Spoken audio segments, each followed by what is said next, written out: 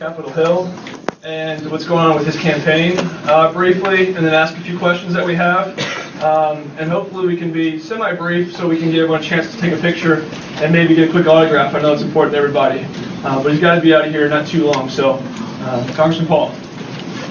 Well, I don't need to do my well. When Jeff told me about starting a new organization, yeah, go ahead. It sounds like a great idea. But I never dreamed he'd be this successful. It's fantastic. And I just think it represents what's going on in the country. As you know, for some reason, the philosophy identifies with young people. And the other day, I don't know if you noticed, in the Wall Street Journal, there was a major editorial, and they're talking about young people in the Republican Party. And they were saying, how do we get young people like you interested in the Republican Party? And they talked all about the pros and cons and what they did, but they never brought my name up. And I felt insulted, because I know a lot of young people, and of course that's the big thing. Why are young people so interested in the freedom philosophy? But what I usually say when this subject comes up, if I'm anywhere near one of those, average or typical Republican leader, I said, one thing has happened, there's been a lot of interest in what I've been doing, and the young people are fascinated with this, but I've never been asked once by anybody in the Republican Party that's in leadership, why is it that you may be interested in what I'm doing? Maybe they could get a hint on how to get young people interested in the Republican Party. Maybe the answer is get the Republican Party interested in the freedom philosophy. Yeah.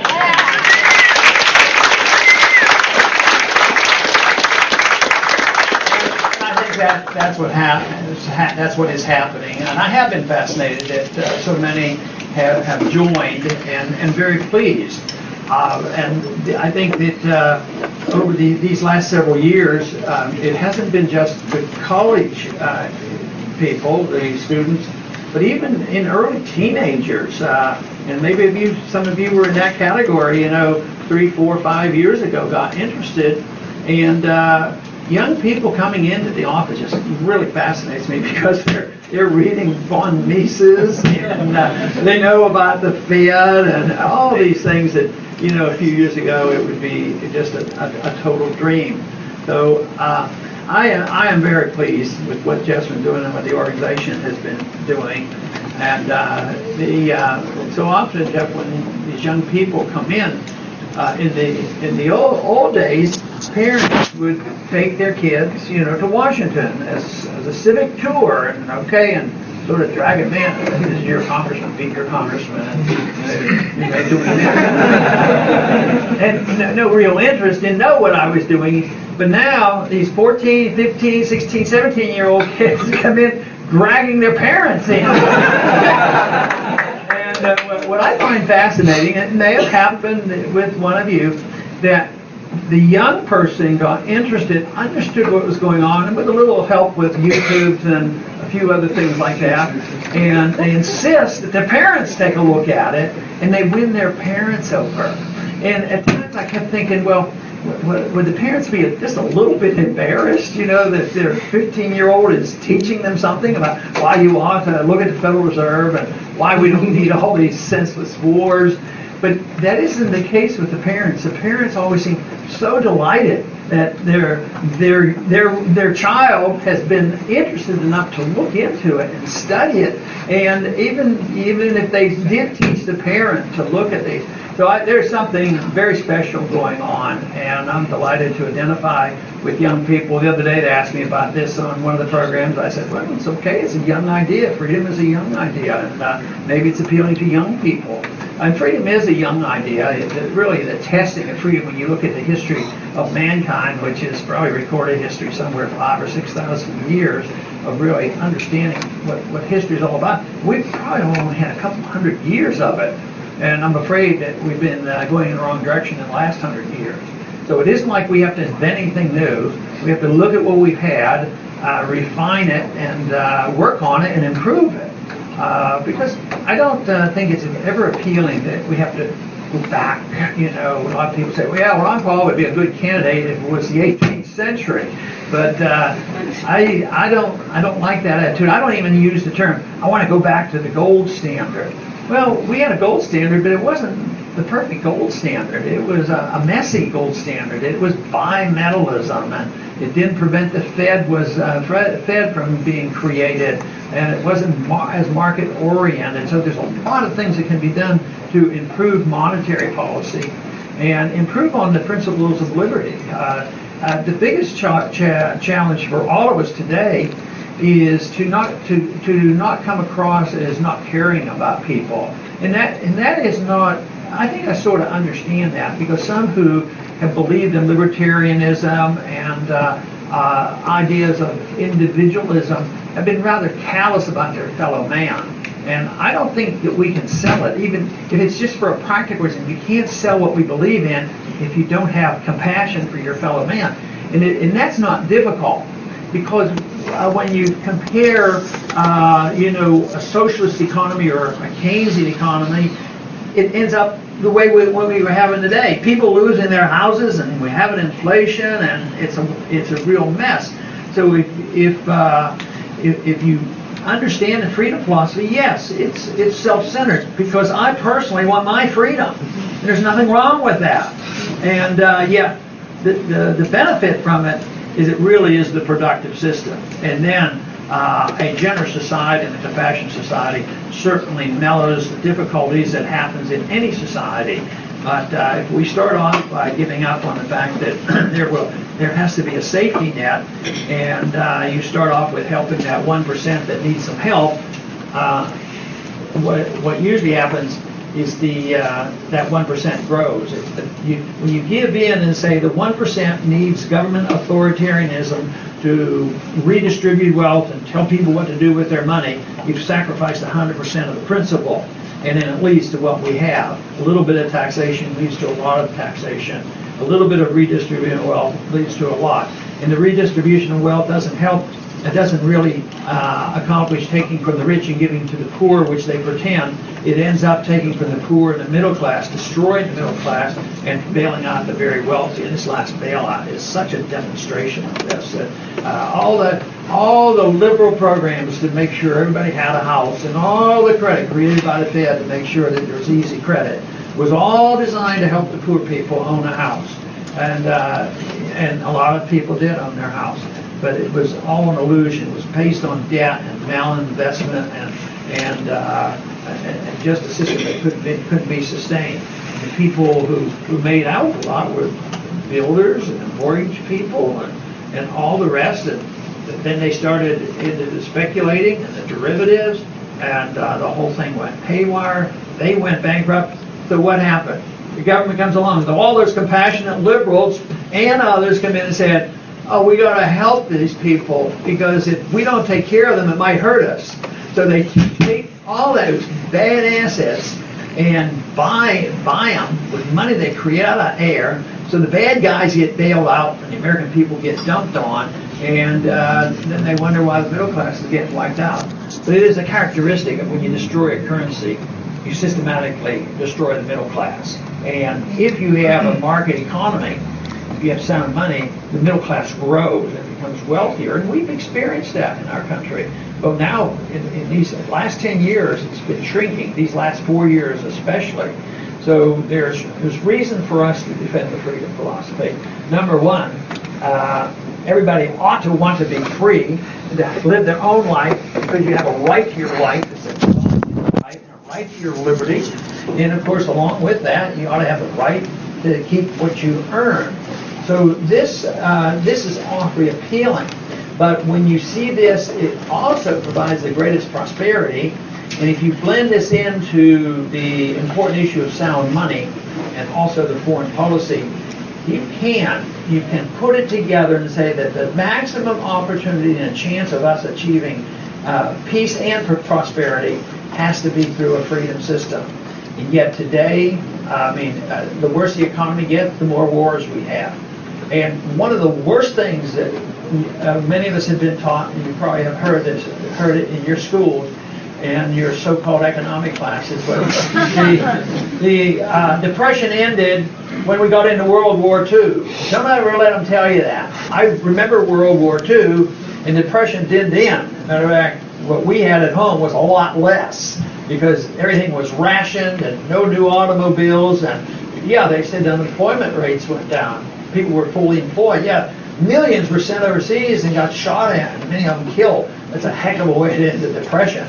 So the Depression ended probably significantly in about 1947, so it lasted a long time because we did all the wrong things, but we haven't learned anything. That's why your generation is so important. You have to learn that if you get into trouble by too much spending and too much borrowing and too much taxing and too much regulation and too much printing press money, you don't get out of the problem by doing all those things more so.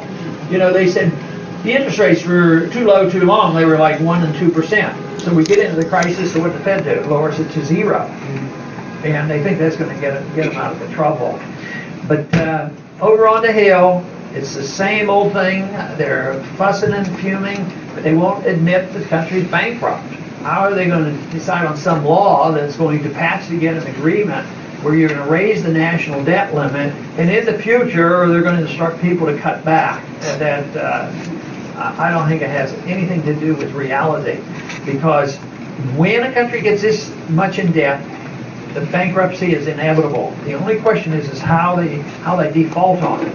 And the big argument now is the debt limit's not raised, there's going to be a default, and they won't send the checks out. There's no chance of that happening. The checks are going to go out. Social Security beneficiaries are going to get their checks, and they may or may not change the law. They may fudge it, but just think of what they do illegally anyway. Like the $15 trillion that Fed created out of thin air and gave a third of it to foreign central banks, and they're going to let our Treasury notes, not be paid for.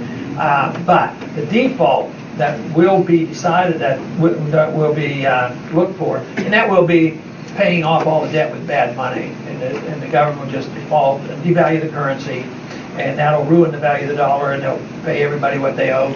But if the dollars you get back after you've had a bond for 10 years is only worth a dime, somebody's cheated you. And that's what will happen. But the bad part is they won't have any control because when the inflation comes back, the end stages are rather erratic, and it involves a lot of fear and panic, and that's what we're liable to move into. That's why it's crucial what Jeff is doing, what your organization is doing, what each and every one of you are doing, because you're very close to playing a key role. You already play a key role. Understand you helped get a senator elected. Is that true?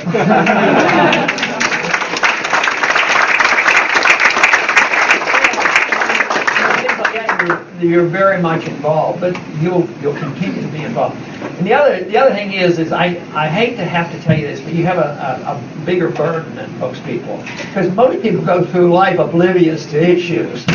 But once you become knowledgeable enough to know the issues and know what's right versus what is wrong, the moral burden on you is much greater. I predict that there's going to be very few in this room that will be able to walk away from political issues and economic issues. And that is good, because that's the way the world has always been run. Most people, just float along, and they vote at the last minute, and it's only a few. And you're very unique. You're in a unique group.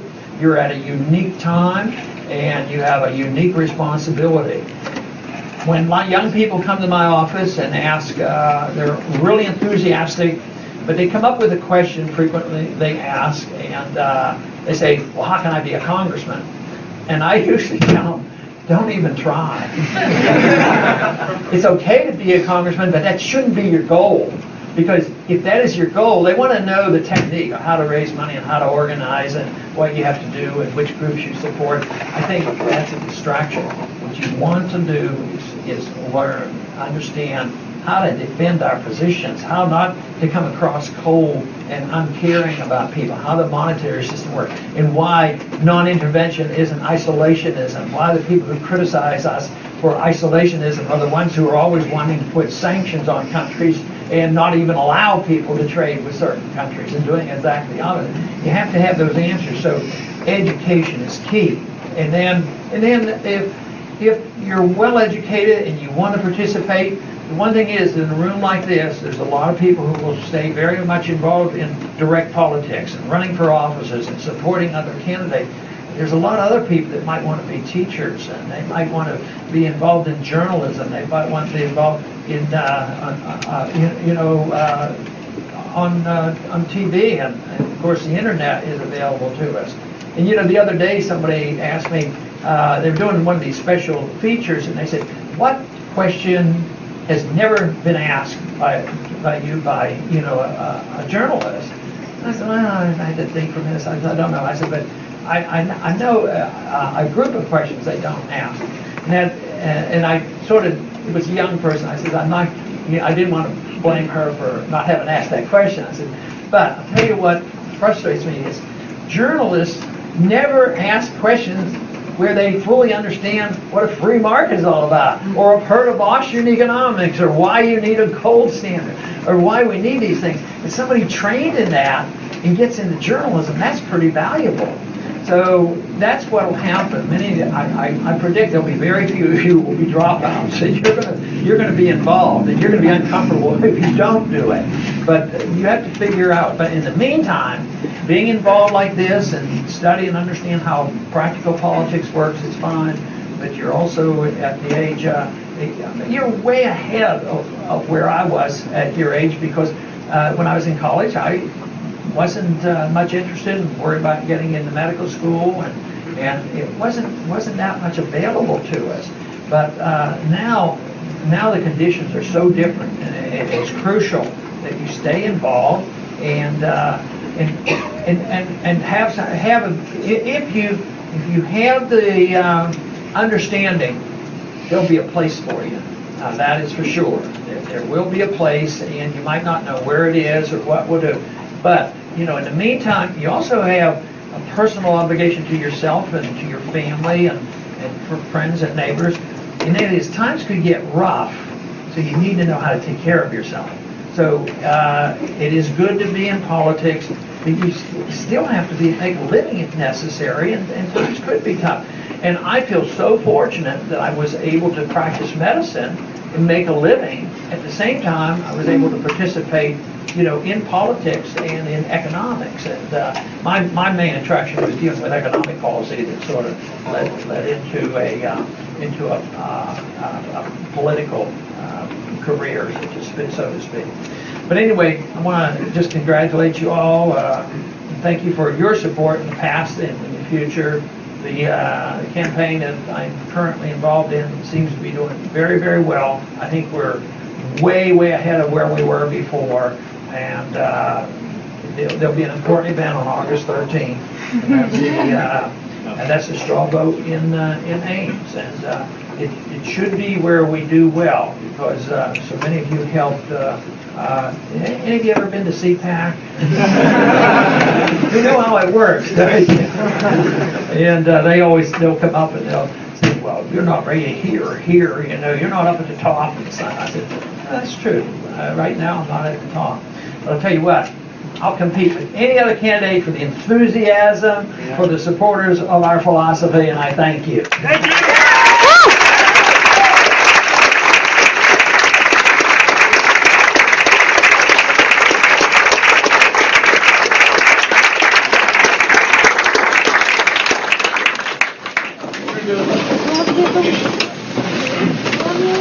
A couple quick questions for you submitted by the crowd here. First of all, who was your political hero in your early years, and who inspired you? We didn't have the internet back then. I did not have a political hero in the early years. Later on, when I started looking into it, I would look at some of the members of Congress in the past that had voting records in the same direction that I have, what we call the old right position. They were really pretty libertarian. And one was Howard Buffett. One proposal is that you just have competing currencies and let the Fed self-destruct. But once if you put a free market person in there and just say, he's just the one that seat, he would do a lot less. He wouldn't monetize debt. The dollar there'd be a significant improvement even with the Fed existing there. But no, a free market president shouldn't appoint somebody to the Federal Reserve. They should work to, and you know, you wouldn't have a chance right away. So what I'd want to do is get that bill passed to have competing currencies. And a follow-up to that would, as President Paul, what would be your first day in office like? What would you do? What kind of agenda would you set from day one? First thing I would do is I'd call the generals up on day one. Yeah. Say, we're coming home. Yeah.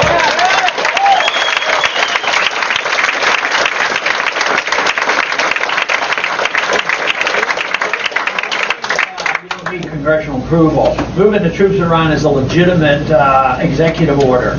And it would send a tremendous signal. The foreign policy has now changed.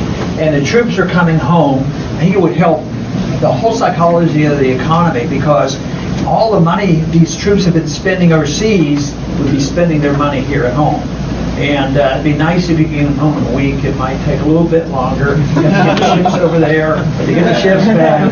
But all this money is being spent in Korea and South Korea and Japan and Germany, and then think of everything in the Middle East. And just think of all this money that, you know, the arms manufacturers just love it. Just think of all these missiles that we're dropping, these drones, and of course that's the CIA from over here. They're bombing. Every time they blow up one of those bombs, a couple of $1 million, they'll build another one, you know. So that would send a signal, but that was one thing you could do and have a significant change immediately. And can you elaborate on why you didn't support cut, cap, and balance? I know Senator Paul supported one of the plans. I think there was a difference between the one. Yeah, I signed the pledge, but the pledge was very generalized, and it was only one page.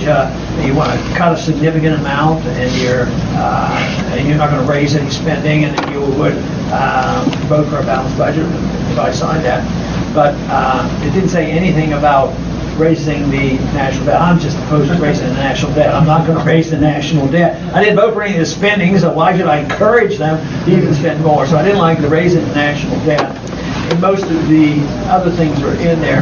The cuts, as far as I'm concerned, were puny, and this balanced business with balanced budget could take years and years and years, and they cheat all the time, and they probably would continue to cheat. And if you don't address monetary issues, you know, the Congress spent about $1 billion, nearly $1 trillion, 907 billion to bail out a lot of companies. But the Fed spent 15. It's off the books, and we don't even have an audit of them. So that's how big the problem is. So I like to emphasize the only thing that counts is this year's budget. So, but the main reason, the defense of it is I'm not going to vote, and that's coming up. We have another vote tomorrow. I'm not going to vote for it because, once again, it raises the debt limit. That, like I said earlier, they're not going to default. They'll either do it without the permission, or they're going to get the permission one way. It's like the CR. You know, it goes up to the last minute, and then they finally say, oh, the government's going to close down. You know, they pass it. But one thing that's very bad about the one tomorrow is there's a group of senators and a group of members of the House and sort of a unique commission that I don't know where they got this authority out of the thin air. And they would get together and do all the cutting and proposing, and then they'd send it to the Congress. It would be an up and down vote. You would have no responsibility of writing it, and no responsibility, no ability to amend it. They would be the legislative arm that just dumps it in the lap of the House and the Senate. So that's a bad move. Have you ever considered writing a memoir or maybe autobiography, maybe in the future after your presidency? Not seriously. Well, last question then, so we can move on. Since you're not running for Congress anymore, which is unfortunate, but if you don't win election, heaven forbid, what's your plan? What do you want to do next? Have you considered that? That's a negative thought. Well, how about this? What would you want to do after your presidency, after 8 years?